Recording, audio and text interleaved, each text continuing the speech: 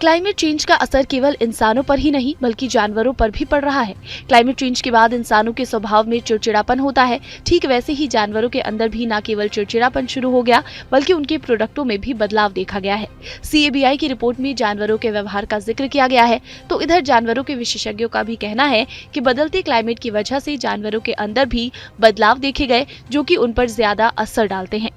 पर्यावरणविद ने भी बदलते क्लाइमेट पर चिंता जताते हुए कहा कि इससे जानवरों के उत्पादन में भी कमी आई है। देखिए, क्लाइमेट चेंज के कारण जहां एक तरफ इंसानों की सांसें फूली हुई हैं, लोग स्ट्रेस में रहते हैं, लोग बहुत जल्दी उत्तेजित हो जाते हैं, लोगों को झुंझलाहट रहती है, उसमें एक बहुत बड़ा कारण जो है वो क्लाइमेट चेंज है। उसके दुष्परिणामों का ही ये नतीजा है।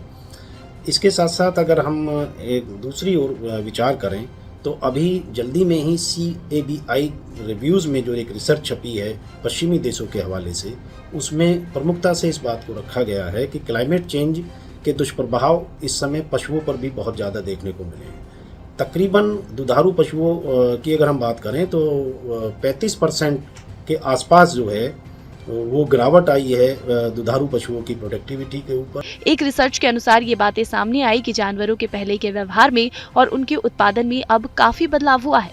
जब से क्लाइमेट चेंज हुआ है तब से अब जानवर भी चिड़चिड़े होते जा रहे हैं, जिसका असर उनके उत्पादन पर पड़ रहा है।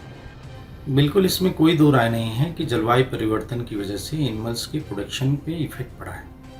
जलवायु परिवर्तन मतलब कि जब हीट बढ़ी है तो एनिमल्स में हीट स्ट्रेस, अगर हीट बढ़ेगी तो एनिमल्स को प्रॉब्लम होगी, उसमें एनिमल स्ट्रेस में आएगा, जिसकी वजह से उसकी मिल्क प्रोडक्शन से लेके बाकी सारी एक्टिविटी प्रभावित होगी।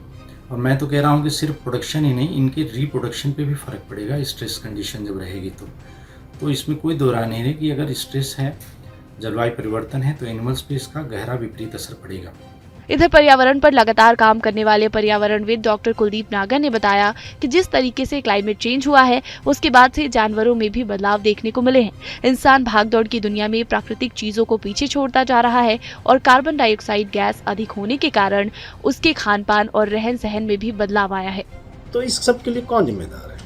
इस सब के लिए अगर हम जिम्मेदारी की बात करेंगे तो उसमें सबसे बड़ा अगर रोल है तो वो इंसानों का रोल है।